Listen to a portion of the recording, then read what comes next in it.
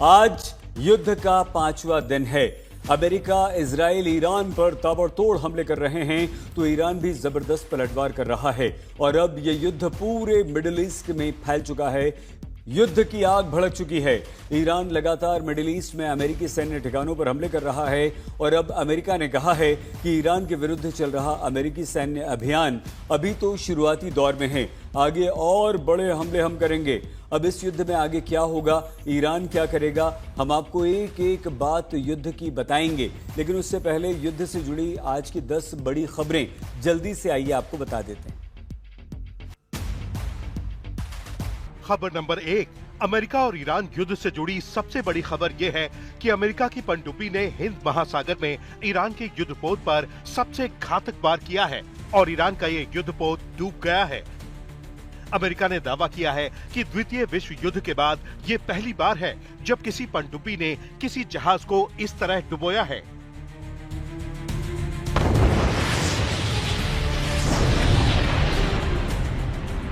खबर नंबर 2, श्रीलंका के पास डूबे ईरानी युद्धपोत पर सवार 80 सैनिक मारे गए हैं।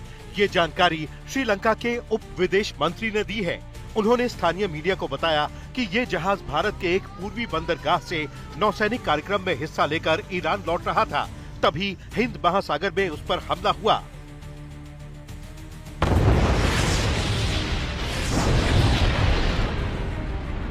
खबर नंबर 3, अमेरिकी सेना ने दावा किया है कि उसने ईरान के 17 जहाज और एक सबमरीन नष्ट की है।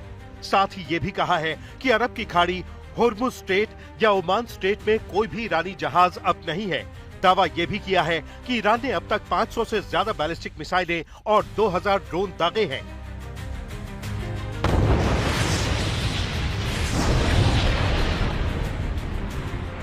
खबर नंबर 4, ईरान ने दावा किया है कि उनके एयर डिफेंस सिस्टम ने अमेरिकी F-15 ईगल जेट मार गिराए। ईरान के तस्नीम का दावा है कि Islamic Republic of Iran army के एयर डिफेंस सिस्टम ने एक और अमेरिकी F-15 ईगल जेट को मार गिराया है। साथ ही ईरान की IRGC ने इराक और कुवैत पर 200 से ज्यादा ड्रोन अटैक किए हैं।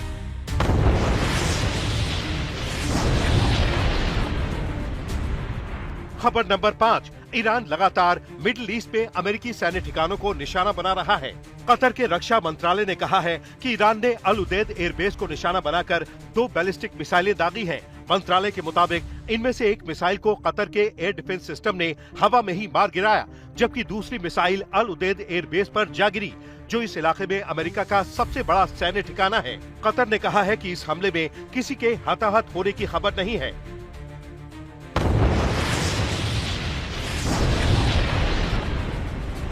खबर नंबर 6, मिडिल ईस्ट में लगातार हो रहे ईरानी हमलों को लेकर UAE ने कहा है कि उस पर अब तक 1000 ईरानी ड्रोन और मिसाइलों से हमला हुआ है, जबकि ईरान ने कामिकाजे ड्रोन से दुबई में US कॉन्सुलेट के पास हमला किया। इसमें किसी के मारे जाने की खबर नहीं है। हालांकि आग लगने से वहां काफी सामान नष्ट हो गया है। वहीं सऊदी अरब में CIA के स्टेशन पर ईरान के एक संदिग्ध ड्रोन से हमले की खबर सामने आई है। साथ ही सऊदी अरब की ऑयल कंपनी आरामको की रास तनूरा रिफाइनरी पर एक ड्रोन आकर गिरा है। ये देश की सबसे बड़ी तेल रिफाइनरी है।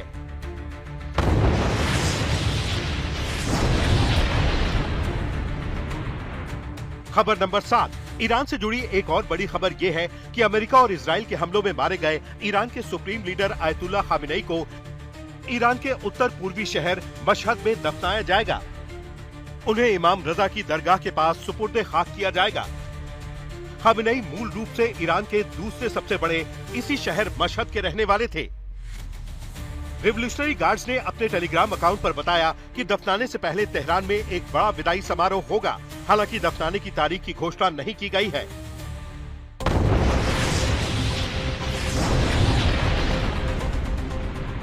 खबर नंबर 8, अमेरिका और इजराइल के हमले में मारे गए अब्दुल्ला खामेनी के बेटे मुश्तबा खामेनी को ईरान का सर्वोच्च नेता चुना जाना तकरीबन तय हो गया है। ईरान इंटरनेशनल ने अपने सूत्रों के हवाले से दावा किया है कि असेंबली ऑफ एक्सपर्ट्स ने अली खामेनी के बेटे मुश्तबा को अगला सर्वोच्च नेता चुन लिया है। ईरान इंटरनेशनल का दावा है कि इस्लामिक रेवोल्यूशनरी गार्ड कॉर्प्स यानी IRGC ने मौलवियों की सभा पर मुश्तबा का समर्थन करने के लिए भारी दबाव डाला था।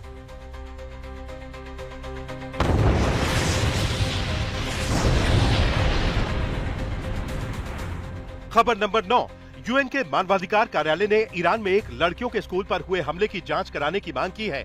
इस हमले में 160 छात्राओं की मौत हुई थी। आपको बता दें कि अमेरिका ने स्कूल पर हुए हमले की जांच शुरू कर दी है।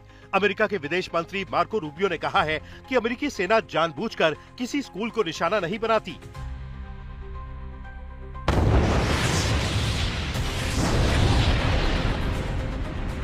खबर नंबर 10, अमेरिका और ईरान युद्ध में ईरान के अंदर मरने वालों का आंकड़ा 1100 के करीब पहुंच चुका है।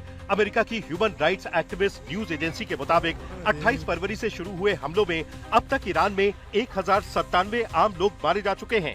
मानवाधिकार समूह ने बताया कि मरने वालों में 181 बच्चे थे, जिनकी उम्र 10 साल से कम थी, जबकि अमेरिकी एजेंसी के मुताबिक ईरान के अंदर घायल हुए आम लोगों की संख्या 5402 हो गई है, जिनमें 100 बच्चे शामिल हैं।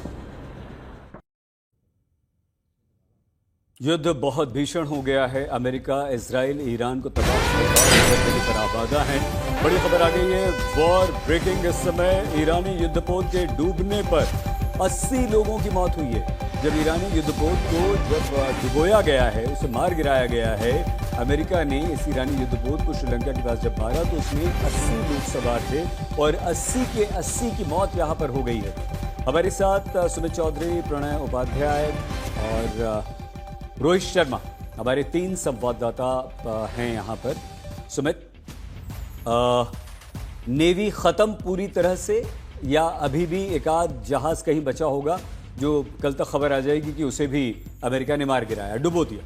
देखिए बिल्कुल सही। देखिए नेवी खत्म तो नहीं हुई है, हाँ डोमिनेंस खत्म हो गया है। और वो अगर आप देखें कि जो 100 घंटे का ब्यौरा लगातार यूएस की तरफ से दिया गया, उसमें वो स्पेसिफिक तौर पर कह रहे हैं कि आप स्टेट ऑफ हॉर्मूज की बात कर लीजिए, गल्फ ऑफ ओमान, इन पूरे इलाकों के अंदर, पर्शियन गल्फ की बात, सब जगहों पर हमारा डोमिनेंस है। इससे पहले वो ये भी कह चुके हैं कि पूरे डोमिनेंस में सिर्फ हम ही हम हैं, हम लगातार जहां पर चाहते हैं वहां पर स्ट्राइक्स करते हैं और कोई हमें चैलेंज नहीं कर सकता। शायद वही मैकेनिज्म या वही स्थिति उन्होंने नेवल पॉइंट ऑफ व्यू पे भी स्टैब्लिश कर ली है। और शायद यही सबसे बड़ा कंसर्न अब ईरान के लिए भी है कि अगर दोनों, आप कह सकते हैं कि दोनों उनके हाथ से चले गए, वो डोमिनेंस नहीं बचा, तो फिर जमीन ही आखिरी विकल्प बचेगा जो वो होल्ड अप कर सकते हैं।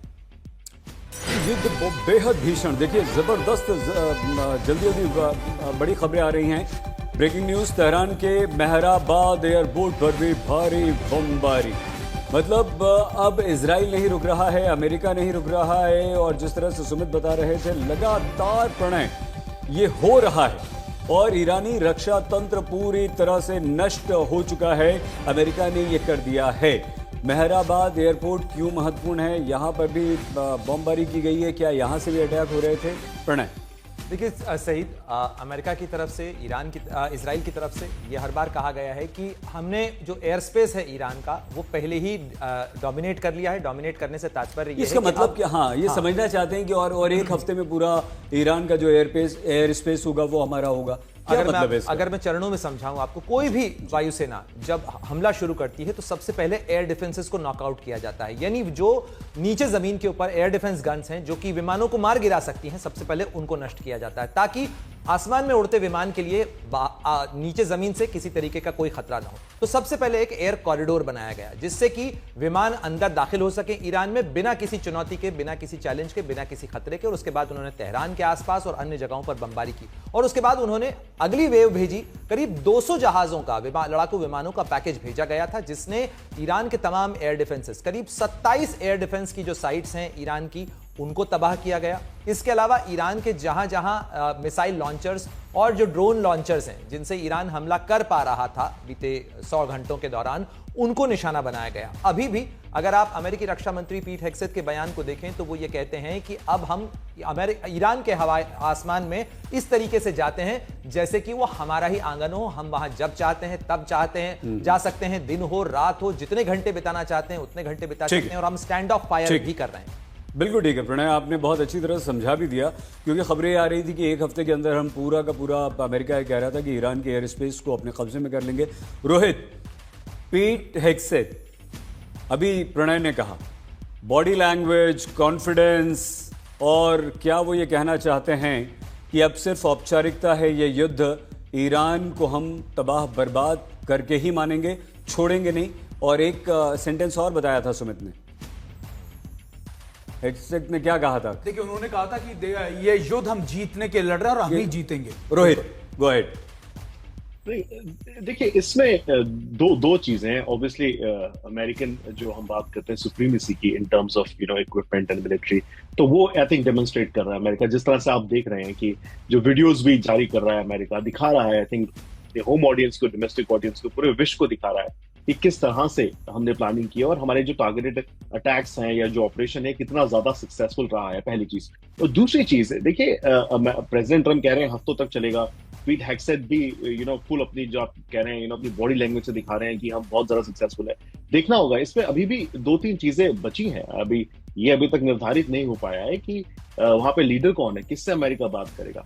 जहां तक डिस्ट्रक्शन की बात है, जहां तक इंफ्रास्ट्रक्चर को डिस्ट्रॉय किया जाए, न्यूक्लियर साइट्स को, इंफ्रास्ट्रक्चर को, आईसीबीएम्स के, नेवी को, आई थिंक उसमें तो अमेरिका ऑब्वियसली बहुत ज्यादा। रोहित, हम यही तो समझना चाह रहे हैं आपसे। ठीक है, वो तो बात की बात है, अभी तो बातचीत का कोई ओर छोर नजर नहीं आ रहा है। रोहित, क्या अमेरिका को ये मौका मिल गया है कि वो पूरी तरह से हर, चाहे न्यूक्लियर साइट हो, चाहे उसके आर्म्स एंड एम्युनिशन डिपोज हों, जहां रखे गए हों, जो जखीरा हो, सबको एक साथ बर्बाद कर दे और वो करके मानेगा? देखिए एक और बड़ी खबर आ गई। हम रोहित आपकी बात सुनेंगे, लेकिन बता दें ईरान के राष्ट्रपति ने पड़ोसी देशों से कहा है। क्या कहा है ये काफी महत्वपूर्ण हो जाएगा। हम अपनी संप्रभुता का सम्मान करते हैं। इसका मतलब क्या हुआ कि क्या ये लड़ाई आगे जारी रखने के पक्ष में ईरान है, यहां पर पड़ोसी देशों का समर्थन चाह रहा है? अगर समर्थन मिलेगा तो किस तरह का समर्थन होगा? क्योंकि ईरान के लिए ये भी आप बहुत अच्छी तरह से जानते हैं कि ईरान के जितने भी पड़ोसी हैं, कम से कम 7, 2 को छोड़कर 5 से उसकी दुश्मनी चलती है, 5 से उसका टकराव हमेशा चलता है। सुमित, देखिए बिल्कुल हम आपकी संप्रभुता की कहते हैं कि हम उनकी सम्मान करते हैं, इसका मतलब साफ है। देखिए सिर्फ लैंड बॉर्डर्स की बात नहीं कर रहे हम, 7 बॉर्डर्स तो लैंड बॉर्डर्स पे, लेकिन सामने यानी आप जब गल्फ की बात करते हैं, पूरे इलाके में कई और ऐसे देश हैं, चाहे यूएई हो, सऊदी हो, ये तमाम देशों के बारे में दरअसल ये कहा जा रहा है। और वो इसलिए भी क्योंकि जिस तरीके के अटैक लगातार ईरान की तरफ से किए जा रहे थे, उससे ये पैनिक फैला कि अब ये लड़ाई जो है वो मिडिल ईस्ट के तमाम देशों में फैल जाएगी। तो शायद अगर ये स्टेटमेंट आ रहा है तो ये उनको मनाने के लिए, समझाने के लिए आ रहा है कि हमारे जो अटैक थे सिर्फ और सिर्फ यूएस बेसिस और उनकी इंस्टॉलेशन तक सीमित थे, उनके कॉन्सुलेट तक सीमित थे, आपके पर नहीं। सुमित, कोई फर्क, कोई देखिए अभी के मौजूदा हालात देशों पर पड़ेगा इसका? देखिए अभी के मौजूदा हालात में तो मुझे ऐसा लगता है कि अगर ये बताने की कोशिश की जा रही है, समझाने की कोशिश की जा रही है, तो ये आप मानेगा कि हो सकता है कि ईरान धीरे धीरे सही ये अटैक्स कम कर दे, खासतौर पर मिडिल ईस्ट के देशों पर। वो हो सकता है कि काउंसलेट स्पेसिफिक अटैक करता रहे, लेकिन वो ये दिखा रहा है कि जहां जहां पर आपने इन लोगों को बैठा रखा है, यूएस इंस्टॉलेशन को बैठा रखा, वहां पर तो हम बदला लेंगे, लेकिन अभी ये बताना बाकी की पॉपुलेशन को भी जरूरी था कि हमारी अटैक आपके देश के साथ नहीं है, हमारा इंतकाम आपके देश के साथ नहीं है। रोहित, प्रणय और सुमित तीनों हमारे संवाददाता हमारे साथ रहेंगे। अमेरिका और ईरान के बीच हर दिन युद्ध भीषण हो रहा है। 5वें दिन तो जबरदस्त, भयानक और खतरनाक स्तर पर पहुंच चुका है। आइए हम आपको दिखाएं कि कैसे अमेरिका ने भारत से लौट रहे ईरानी युद्धपोत पर पनडुब्बी से वार करके उसे डुबो दिया है। यहां पर बड़ी बात यह है कि अमेरिका ने हिंद महासागर में अपनी टॉर्पीडो से ईरानी वॉरशिप को निशाना बनाया और इसमें करीब ईरान के 80 सैनिक मारे गए। ये ईरानी युद्धपोत पिछले महीने भारत के विशाखापट्टनम में आयोजित 2026 इंटरनेशनल फ्लीट रिव्यू में हिस्सा लेकर लौट रहा था। तो अमेरिका ने भी अब ईरान पर घातक वार करने का प्लान बना लिया है। अमेरिकी रक्षा मंत्री हेक्सेट ने कहा है कि ईरान के खिलाफ चल रहा अमेरिकी सैन्य अभियान अभी शुरुआती दौर में है। हेक्सेट के मुताबिक अब अमेरिका और इजराइल मिलकर ईरान के पूरे आसमान पर कंट्रोल करेंगे। उन्होंने कहा कि ये काम 1 सप्ताह से भी कम समय में पूरा हो जाएगा।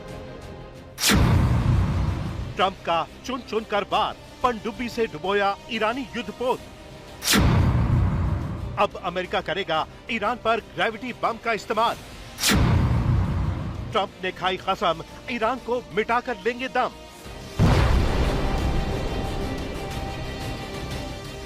एक तरफ जहां ईरान की तरफ से डर्टी बम बनने की खबर है, तो वहीं अब अमेरिका ने उसके जवाब में ग्रेविटी बम का नाम लेकर दुनिया में खलबली मचा दी है। ग्रेविटी न्यूक्लियर बम दुनिया के सबसे खतरनाक हथियारों में गिने जाते हैं। इन्हें फ्री फॉल न्यूक्लियर बम भी कहा जाता है। ये ऐसे टैक्टिकल बम होते हैं जिन्हें विमान से गिराया जाता है। मिसाइलों के विपरीत इनमें कोई गाइडेंस सिस्टम नहीं होता। मिसाइलों की तरह ये खुद रास्ता तय नहीं करते, ये सिर्फ ग्रेविटी और विमान की स्पीड के सहारे लक्ष्य की तरफ गिरते हैं। जब इन्हें विमान से छोड़ा जाता है तो ये सीधे नीचे लक्ष्य की ओर गिरते चले जाते हैं। इनका विकास परमाणु हथियारों के शुरुआती दौर में हुआ था। समय के साथ ये और ज्यादा उन्नत हो गए हैं और आज कई मामलों में थर्मोन्यूक्लियर हथियारों के रूप में इस्तेमाल किए जाते हैं। And as President Trump said, more and larger waves are coming. We are just getting started. We are accelerating, not decelerating. Iran's capabilities are evaporating by the hour, while American strength grows fiercer, smarter, and utterly dominant. More bombers and more fighters are arriving just today. And now, with complete control of the skies, we will be using 500-pound, 1,000-pound, and 2,000-pound GPS and laser-guided precision gravity bombs, of which we have a nearly unlimited stockpile. We used more exquisite standoff munitions at the start, but no longer need to.